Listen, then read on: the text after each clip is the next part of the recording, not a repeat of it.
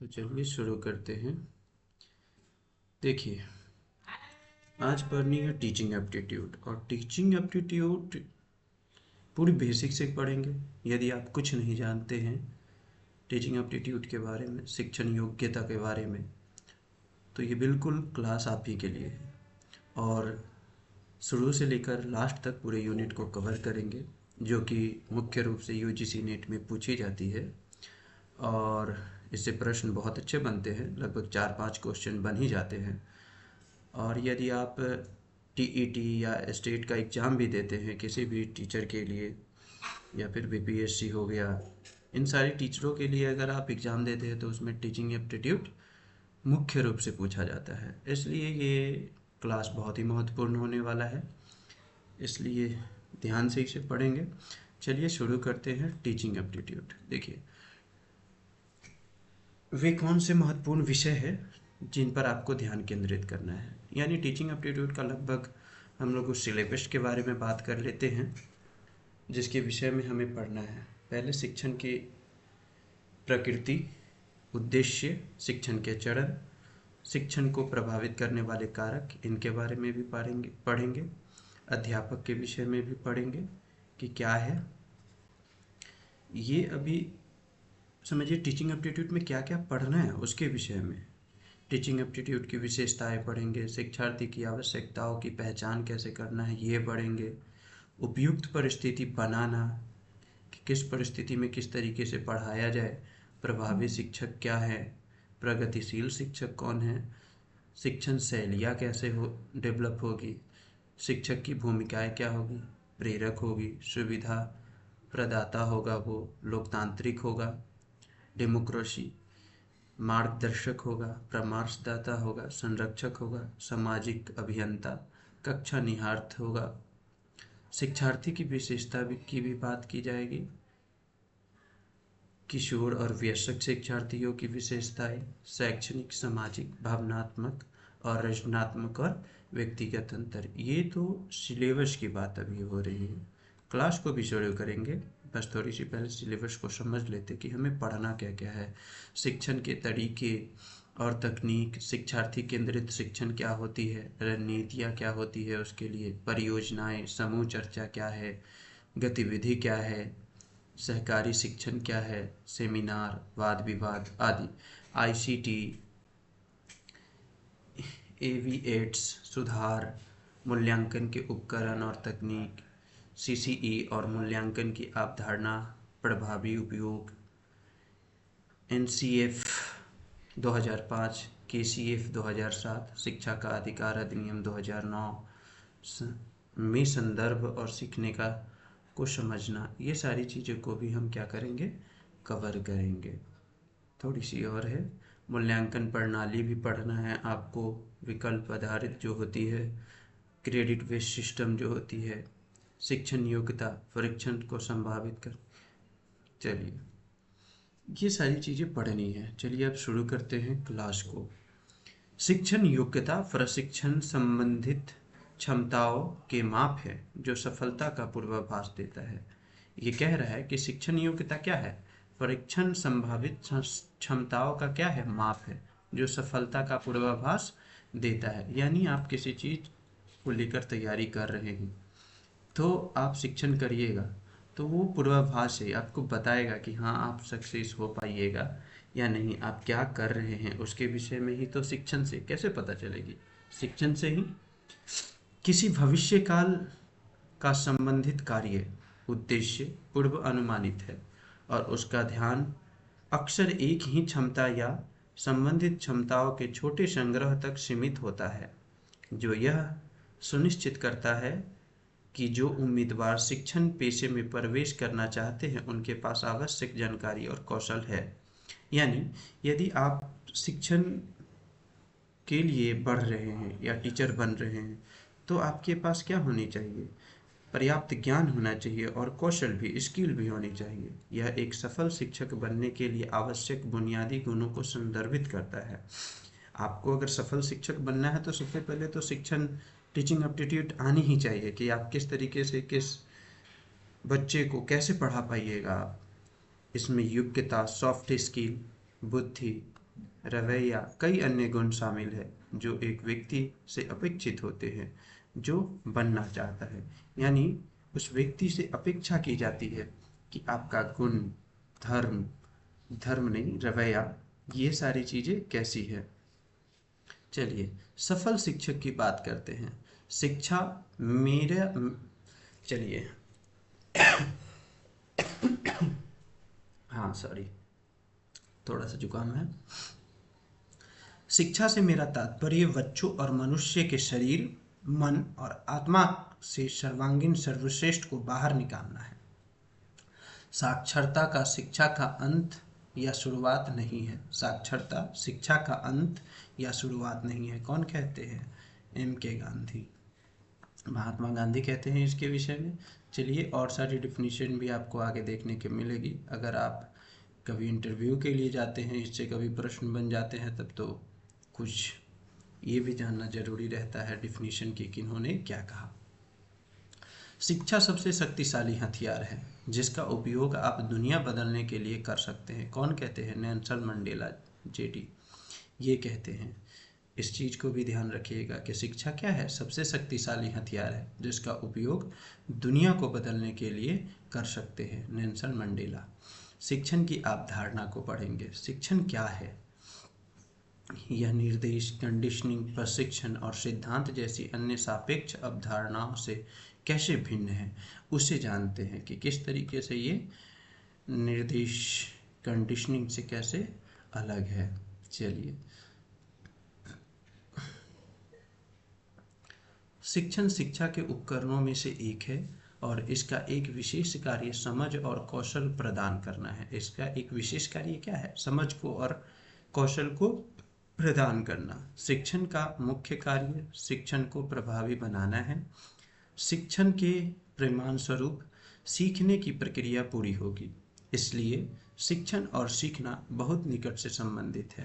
देखिए, है कि नहीं? शिक्षण क्या है? एक ऐसा उपकरण है जिससे आपकी समझ विकसित होती है, कौशल में विकास होता है, स्किल डेवलप होता है। शिक्षण का मुख्य कार्य शिक्षण को प्रभावी भी बनाना है कि आप किस तरीके से अपने शिक्षण को प्रभावी बनाइएगा जिससे बच्चे क्या हो, समझ सके। शिक्षण के परिणाम स्वरूप सीखने की प्रक्रिया पूरी होगी। यदि आप शिक्षण को जानेंगे तभी कुछ सीख पाइएगा कि कैसे पढ़ना भी है, कैसे पढ़ना है, इसके बारे में भी क्या बताता है? शिक्षण बताता है हमें। शिक्षण और सीखना बहुत निकट से संबंधित है। शिक्षण और सीखना क्या है? निकट से संबंधित है। शिक्षण का अर्थ क्या है? चलिए, शिक्षण एक ऐसी प्रक्रिया है जिसमें एक व्यक्ति दूसरे व्यक्ति को पढ़ाता या निर्देश देता है। देखिए, शिक्षण क्या है? सीधी सी एक लाइन में, शिक्षण एक ऐसी प्रक्रिया है जिसमें एक व्यक्ति दूसरे व्यक्ति को पढ़ाता या निर्देश देता है, वही तो शिक्षण है। शिक्षण को कक्षा की स्थिति में शिक्षार्थियों को निर्देश देने का कार्य माना जाता है। ये इसी को आगे विस्तार करते हुए बताया गया है। यह व्यवस्थित रूप से देख रहा है, डीवी कहते हैं।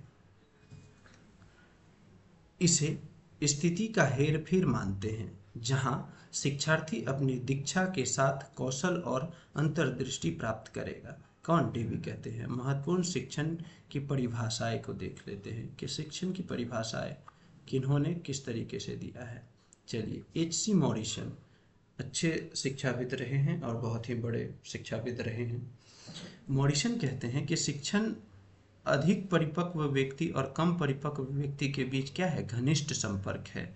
यानी कोई अधिक परिपक्व व्यक्ति है और एक कम परिपक्व व्यक्ति है जिसके बीच में क्या हो रही है? घनिष्ठ संबंध है। आगे है जैक्सन। जैक्सन कहते हैं शिक्षण दो या दो से अधिक व्यक्तियों के बीच आमने सामने का मुठभेड़ है जिनमें से एक शिक्षक अन्य प्रतियोगियों जैसे कि छात्र में कुछ बदलाव लाने का इरादा रखता है। ये जो मुठभेड़ की बात कर रहे हैं वो मारपीट की नहीं है, यानी कि वार्तालाप है कि नहीं, एक और दूसरे व्यक्ति के बीच में। ये जैक्सन कहते हैं। चलिए आगे आगे आपको देखने को मिलते हैं JV हफ और जेम्स डंकन। शिक्षण 4 चरणों वाली एक गतिविधि है। ये होलिस्टिक बात करते हैं, 4 चरणों वाली। एक पाठ्यक्रम योजना चरण, एक निर्देशित चरण और एक मूल्यांकन, है कि नहीं? मूल्यांकन चरण। यह परिभाषा संगठनात्मक पहलू प्रस्तुत करती है, जिसके द्वारा हम शिक्षण प्रक्रिया का वर्णन और विश्लेषण क्या कर सकते हैं। तो ये तो संपूर्ण की बात कर देते हैं, है कि नहीं। चलिए एन.एल. गेच, आगे आते हैं एन.एल. गेच। लोकतांत्रिक दृष्टिकोण रखते हैं ये। शिक्षण एक पारस्परिक प्रभाव है जिसका उद्देश्य दूसरे व्यक्ति की व्यवहार क्षमता को बदलना है। यानी कि दूसरे के व्यवहार में परिवर्तन लाने की बात कौन कर रहे हैं, एलन गेच। देखिए क्लर्क या कार्ल कह सकते हैं इसे। शिक्षण से तात्पर्य उन गतिविधियों से है जो छात्रों के व्यवहार में सुधार लाने के लिए डिजाइन और निष्पादित किया जाता है। कौन कहते हैं, ये कार्ल कहते हैं। थोड़ी बहुत ये डिफिनीशन है जिसे आपको जानना है, आगे आप पढ़ेंगे कि क्या है। चलिए अब पढ़ लेते हैं शिक्षण के उद्देश्य क्या है। इन सारी चीज़ों से क्या होती है, प्रश्न बनती है, शिक्षण के उद्देश्य क्या है।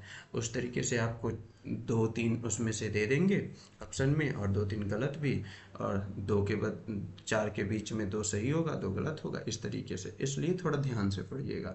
शिक्षण का मुख्य उद्देश्य विभिन्न प्रकार से इच्छित सीखने के परिणाम को शामिल करता है। जैसे ज्ञान का अर्जन, शिक्षण होगा तो ज्ञान का अर्जन होगा ही। समझ का विकास, इससे क्या होगा, समझ की विकास भी होगी।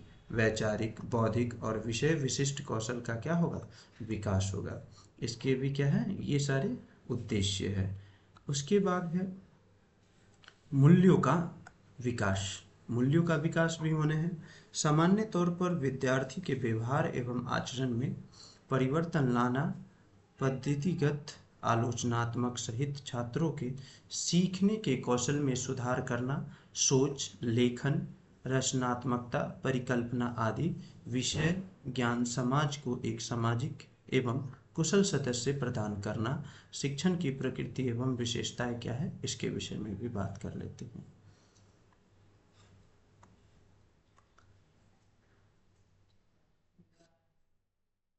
शिक्षण एक सामाजिक और सांस्कृतिक प्रक्रिया है जिसकी योजना व्यक्ति को अपने जीवन में कुछ सीखने में सक्षम बनाने के लिए बनाई जाती है। शिक्षण की प्रकृति एवं विशेषताओं का वर्णन हम निम्नलिखित प्रकार से कर सकते हैं। शिक्षण एक पूर्ण सामाजिक प्रक्रिया है कि नहीं। इस तरीके से आप परिभाषित भी कर सकते हैं। शिक्षण क्या है, शिक्षण एक पूर्ण सामाजिक प्रक्रिया है। शिक्षण समाज के लिए और समाज द्वारा किया जाता है। निरंतर बदलते सामाजिक विचारों के साथ शिक्षण की सटीक और अस्थायी प्रकृति का वर्णन करना संभव नहीं है कि किस तरीके से समाज में बदलाव हो रही है, उस तरीके से इसका क्या कर सकते हैं, सटीक और अच्छा उदाहरण नहीं दे पाएंगे हम। शिक्षण जानकारी दे रहा है। शिक्षण क्या है, जानकारी देता है। शिक्षण छात्रों को उन चीज़ों के बारे में बताता है जो उन्हें जानना है और छात्र स्वयं नहीं जान सकते। ज्ञान का संचार शिक्षण का एक अनिवार्य हिस्सा है कि नहीं। शिक्षण एक संवादात्मक प्रक्रिया है। शिक्षण क्या है, संवादात्मक प्रक्रिया है। शिक्षण छात्र और शिक्षण स्रोतों के बीच एक संवादात्मक प्रक्रिया है जो छात्रों के मार्गदर्शन, प्रगति और विकास के लिए आवश्यक है। ये क्या है, शिक्षण के परिभाषाएं हैं। शिक्षण विकास एवं सीखने की प्रक्रिया भी है।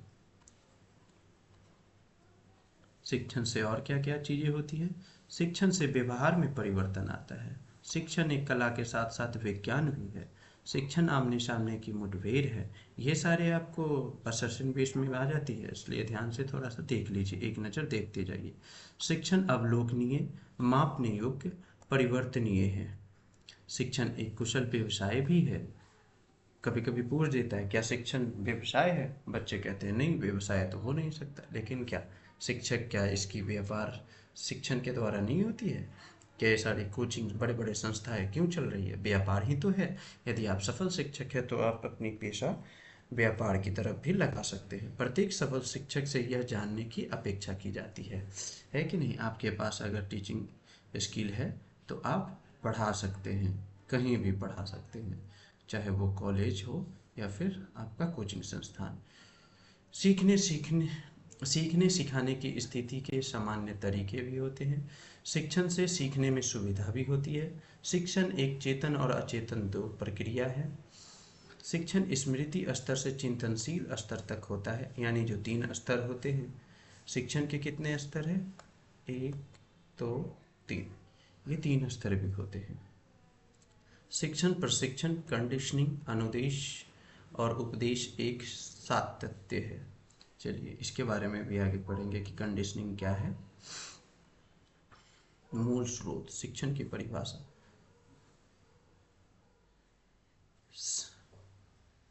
शिक्षण के अर्थ को समझने के लिए शिक्षण एक कंडीशनिंग, प्रशिक्षण, निर्देश और सिद्धांत जैसी अन्य समान अवधारणाओं के बीच अंतर को समझना आवश्यक है। यहाँ एक संक्षिप्त विवरण दिया गया है। देखिए कंडीशनिंग के बारे में, इन सारी चीज़ों के बारे में थोड़ी थोड़ी क्या दिया गया है, डिफिनेशन थोड़ी दी गई है, जिससे आप समझ पाएंगे कि कंडीशनिंग क्या है। चलिए पहले उसी के विषय में बात कर लेते हैं। शिक्षण कंडीशनिंग से अलग है क्योंकि इसका उद्देश्य बुद्धि का विकास करना है और इसका दायरा विशाल पाठ्यक्रम के साथ है, जबकि दूसरी ओर कंडीशनिंग व्यवहार और सीखने की आदत को संशोधन है। कंडीशनिंग में व्यवहार की पुनरावृत्ति द्वारा पाठ्यक्रम निर्धारित किया जाता है।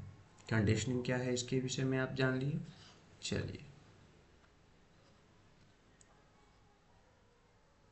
शिक्षण प्रशिक्षण से क्या है, भिन्न है। शिक्षण क्या है, प्रशिक्षण से भी भिन्न है, क्योंकि शिक्षण ज़्यादातर सैद्धांतिक होता है और आमतौर पर कक्षा में सीखने को संदर्भित करता है, जबकि प्रशिक्षण व्यवहारिक उन्मुख होता है और यह कार्यशालाओं, सेमिनार, रोल प्ले, सिमुलेशन आदि को संदर्भित करता है। कौशल विकास प्रशिक्षण प्रक्रिया का एक प्रमुख पहलू है कि नहीं। अब जान गए कि शिक्षण प्रशिक्षण से कैसे अलग है। चलिए आगे है, शिक्षण और निर्देश अलग अलग है, क्योंकि निर्देश शिक्षार्थी को यह बताने का कार्य है कि विशिष्ट विषयों का ज्ञान प्रदान करने के लिए क्या करना है या क्या नहीं करना है, जबकि शिक्षण का अर्थ किसी व्यक्ति की क्षमता का विकास है कि नहीं। शिक्षण और उपदेश अलग अलग है, क्योंकि सिद्धांत यह विश्वास पैदा करता है कि समस्या का केवल एक ही समाधान है, जबकि शिक्षण बताता है कि अलग अलग समाधान हो सकते हैं। अक्सर एक ही समस्या के लिए कई समाधान होते हैं, है कि नहीं, के लिए अनेक समाधान क्या हो सकते हैं, हो सकते हैं।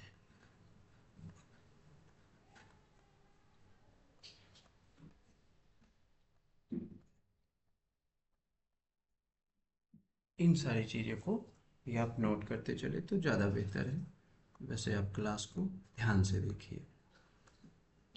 शिक्षण के स्तर देखिए, शिक्षण के क्या है, टीचिंग एप्टीट्यूड, यानी टीचिंग के कितने स्टेप है, तीन स्तर है शिक्षण के स्तर। पहला स्मृति स्तर, समझ का स्तर और चिंतनशील स्तर। चलिए, शिक्षण का समग्र उद्देश्य शिक्षार्थियों के समग्र व्यक्तित्व का निर्माण करना है। उद्देश्य क्या है, समग्र व्यक्तित्व का निर्माण, और यह शिक्षार्थी की क्षमता, सोच और परिवर्तन के विकास के आसपास विकसित होता है। चलिए, शिक्षण के विभिन्न स्तर कौन से हैं। शिक्षण का स्मृति स्तर पहला, दूसरा क्या है, शिक्षण के स्तर को समझना, शिक्षण के चिंतनशील स्तर, ये भी पढ़ना है। डिफरेंट लेवल ऑफ टीचिंग, उसी को memory level of teaching, understanding level of teaching और रिफ्लेक्टिव लेवल ऑफ टीचिंग। ये 3 स्तर है जिसके विषय में हमें आज पढ़ना भी है। चलिए, स्मृति स्तर शिक्षण, MLT जिसे हम बोल देते हैं, मेमोरी लेवल ऑफ टीचिंग। स्मृति स्तर का शिक्षण तथ्य और सूचना की प्रस्तुति पर जोर देता है, रटने के बारे में सब कुछ। यानी कि ये क्या है, स्मृति मेमोरी लेवल पे काम करता है, तथ्य को और सूचना को डायरेक्ट याद करने के लिए, रटाने के लिए इसका यूज किया जाता है कि नहीं। स्मृति स्तर उसे कहते हैं। ज्ञान, सूचना विद्यार्थियों को याद रखने के माध्यम से प्राप्त होता है। ये कैसे, जब छोटे बच्चे होते हैं तो वो सिर्फ याद करते हैं। यह शिक्षण का प्रारंभिक चरण है और यह तथ्य और विषय वस्तुओं को रटने की आदत को क्या करते हैं, प्रेरित करते हैं। स्मृति स्तर में यही तो होता है। यह छात्रों को सीखे गए विषय को बनाए रखने और पुनः पेश करने की क्षमता प्रदान करता है। यानी आप एक बार याद कर लेते हैं तो उसे दोबारा से याद भी रखते हैं और तुरंत मेमोरी लेवल में जाके क्या करते हैं, बता देते हैं कि हाँ ये चीज़ मैंने पढ़ी थी और ये चीज़ मैंने देखी थी, इसीलिए ये क्या है, याद है। इसमें केवल ब्लूम के वर्गीकरण के ज्ञान आधारित उद्देश्य को शामिल किया गया है। ब्लूम टेक्सोनॉमी यानी इसे क्या, बेंजामिन ब्लूम उन्हीं के बातों पे रखा गया है। इस स्तर पर छात्र वस्तुओं, घटनाओं, विचारों को पहचानना, स्मरण करना या याद रखना सीखता है। उन्हें स्मृति में बनाए रखते हैं। क्या करते हैं, बनाए रखते हैं। निर्देश देते समय शिक्षक बहुत ही प्रभावशाली और सत्तावादी भूमिका निभाता है। यानी इस समय जब छोटे बच्चे को देखते होइएगा तो टीचर क्या करता है, आदेश देता है, ये याद करके सुनाओ, अन्यथा क्या होगा, पिटाई लगेगी। क्या होता है, वो एक सत्तावादी टीचर बन जाता है, क्योंकि वो जान रहा है कि उसका क्या है, मेमोरी लेवल पे काम कर रहा है वो बच्चा। अभी वो कुछ बहुत अच्छे से समझ तो नहीं सकता पर याद कर सकता है, इसीलिए इसे मेमोरी लेवल ऑफ टीचिंग कहते हैं, है कि नहीं। मूल्यांकन प्रणाली में मुख्य रूप से मौखिक, लिखित, आसान प्रकार की परीक्षा शामिल है। यानी कभी कभी क्वेश्चन पूछ देता है कि मेमोरी लेवल में किस तरीके से आप एग्जाम ले सकते हैं, तो मौखिक भी ले सकते हैं, लिखित भी ले सकते हैं, और थोड़े आसान प्रश्न होने चाहिए। यह सुव्यवस्थित और सरल है ताकि इसे रट कर प्राप्त किया जा सकता है। यानी आप उसी लेवल का क्वेश्चन रख सकते हैं बच्चों के सामने जिससे कि वो रटा हो, याद किया हो। शिक्षक की भूमिका प्रमुख, प्राथमिक और सक्रिय है। शिक्षक, इसमें भूमिका किसकी, शिक्षक की भूमिका क्या होती है, मेमोरी लेवल में प्राथमिक हो जाती है, प्रथम, प्राइमरी, है ना। और छात्र की भूमिका माध्यमिक यानी सेकंड हो जाती है, माध्यमिक, और निष्क्रिय हो जाता है। इसमें विद्यार्थी क्या है, निष्क्रिय है, वो कुछ नहीं करता, बस उसे जो मिलेगा याद करता जाएगा, है कि नहीं। स्मृति स्तर के शिक्षण से बुद्धि में सुधार नहीं होता और न ही छात्र की क्षमता बढ़ती है। बुद्धि में क्या सुधार होगा, बस वो याद कर रहा है कि नहीं, और न ही क्षमता का विकास भी होगा, बल्कि यह अन्य प्रकार के शिक्षण स्तरों के लिए आवश्यक है। लेकिन आगे बढ़ना है तो आपको इससे गुजरना ही होगा। धारणा का हर्बर्टियन, इस धारणा का कौन, हर्बर्टियन यानी हर्बर्ट इसके क्या है, प्रतिपादक हैं। इसके समर्थन करते हैं कि छोटे बच्चों का दिमाग खुद को और अपने आसपास की दुनिया को समझने के लिए तैयार होता है। उनका दिमाग अवधारणाओं, तत्वों, संरचनाओं, मॉडलों और सिद्धांतों सहित तथ्यात्मक जानकारी के एक बड़े समूह के लिए तैयार है। वे याद रखने के माध्यम से बड़ी संख्या में चीज़ों, वस्तुओं और सामग्री के बारे में जानकारी प्राप्त और बनाए रख सकते हैं। कौन कहते हैं, हर्बर्ट कहते हैं। आपसे क्वेश्चन कर दे कि मेमोरी लेवल के प्रस्तावक कौन हैं, तो आप हर्बर्ट का नाम ले सकते हैं। ये चीज़ है, इतना ध्यान रखना है। चलिए, स्मृति स्तर का वर्गीकरण को भी पढ़ लेते हैं, हालांकि ये उतना, फिर भी पढ़ लीजिए। चलिए, स्मृति स्तर का वर्गीकरण भी है, किस तरीके से कर सकते हैं। तत्काल स्मृति, जब कोई स्मरण तत्काल होता है। अस्थायी स्मृति, सामग्री को लंबे समय तक याद रखना, इसे क्या है, अस्थायी स्मृति कह देंगे। व्यक्तिगत स्मृति, अनुभव को याद करते समय हम अपने व्यक्तिगत अनुभव को याद करते हैं, उसे व्यक्तिगत स्मृति कह सकते हैं। अव्यवस्थित स्मृति, पुस्तकों से स्मरण और साथी, ये सारी हो जाती है। सक्रिय स्मृति क्या है, पिछले अनुभव को याद करने, परीक्षा में उत्तर याद करने या प्रयास करें, ये सब क्या है, सक्रिय स्मृति है। निष्क्रिय स्मृति, बिना प्रयास के अनुभव को याद करना, कोई प्रयास नहीं पर अनुभव क्या है, याद है। यांत्रिक स्मृति है। भौतिक स्मृति क्या है, शरीर का किसी भी कार्य को बार बार करने की आदि हो जाना, ये क्या है, यांत्रिक है या भौतिक स्मृति है। रटन स्मृति, बिना समझे तथ्य को रटना, यही तो रटन स्मृति है। तार्किक स्मृति, बुद्धि का उपयोग करके क्या करना, तथ्य को याद रखना, इसी को तो किक स्मृति कहते हैं। शिक्षण के समझ स्तर पर मुख्य बिंदु, चलिए ULT understanding level of teaching. चलिए शिक्षण के समझ के स्तर के लिए स्मृति स्तर का शिक्षण पूर्व शर्त है, यानी समझ स्तर पे आने के लिए आपको स्मृति स्तर से गुजर के ही आना होगा, क्योंकि यह सिद्धांत और अन्य प्रमुख महत्वपूर्ण तथ्यों को सामान्यीकरण के बारे में बात करता है। चलिए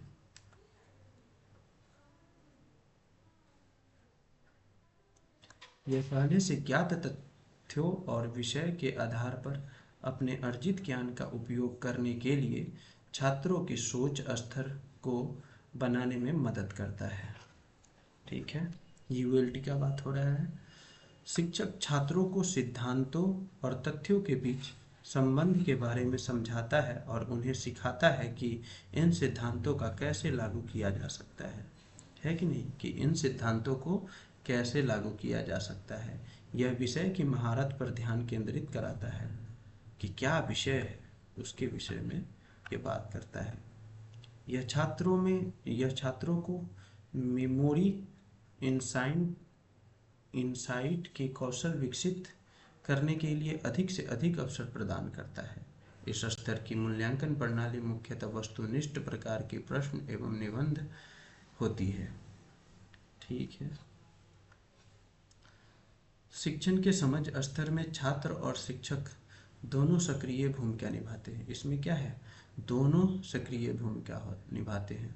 मॉरिसन, इसके प्रस्तावक कौन है, ध्यान देना है,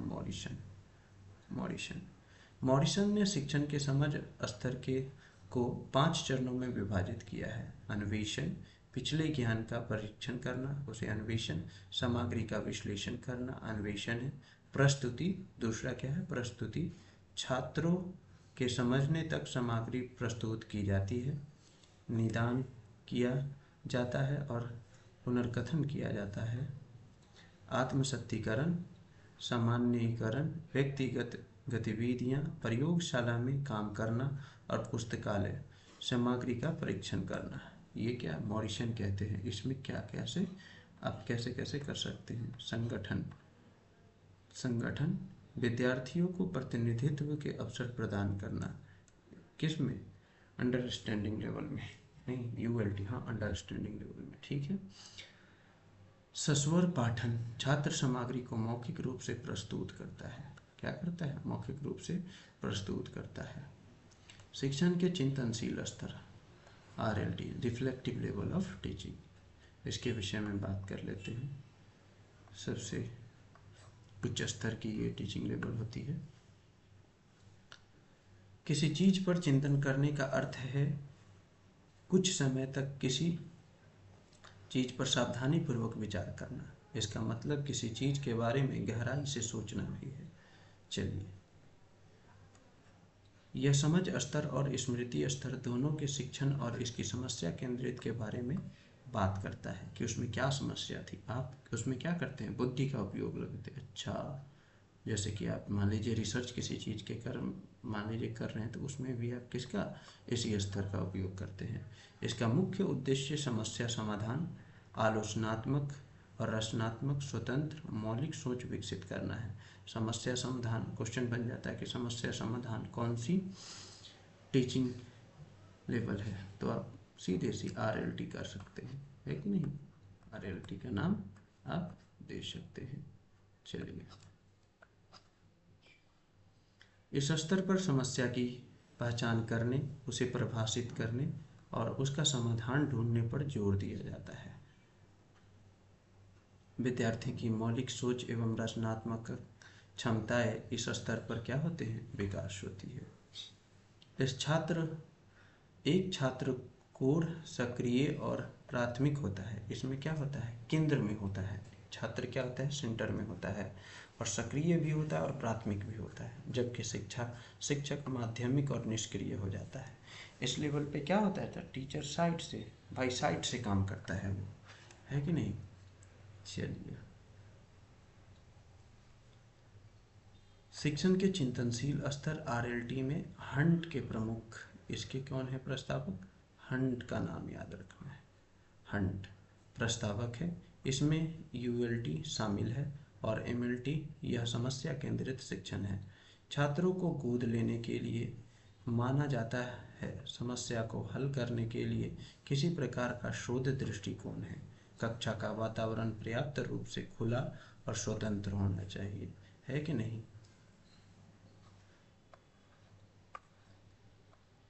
हंट ने शिक्षण का चिंतनशील मॉडल विकसित किया जो विभिन्न पहलुओं से होकर गुजरता है। समस्याग्रस्त स्थिति पैदा करने सहित कदम तैयार करे और सत्यापित करे कि परिकल्पना, डेटा विश्लेषण और समस्या के इर्द गिर्द परिकल्पना का परीक्षण करना भी इसमें क्या है? शामिल है। सीखने की प्रक्रिया का मूल्यांकन करने के लिए निबंध प्रकार की परीक्षण का उपयोग किया जा सकता है। आपसे पूछते हैं कि निबंध प्रकार का परीक्षण का उपयोग किस में करते हैं? तो आरएलटी में, है कि नहीं? इस स्तर पर शिक्षक केंद्रित या विषय केंद्रित नहीं, यह संकीर्ण है। क्या होता है? यह संकीर्ण है, ना ये शिक्षक केंद्रित है ना ही शिक्षार्थी केंद्रित है। चलिए, आज के लिए इतना ही था। ये टीचिंग एप्टीट्यूड का पहला क्लास था, तो थोड़ा ध्यान रखिएगा इस चीज़ का। आगे भी लेके आएंगे दूसरा क्लास जो कि आपके टीचिंग एप्टीट्यूड में थोड़ी मदद करेगी। चलिए, धन्यवाद। हम आशा करते हैं कि आप अच्छे से इसे समझ पाए होइएगा। धन्यवाद।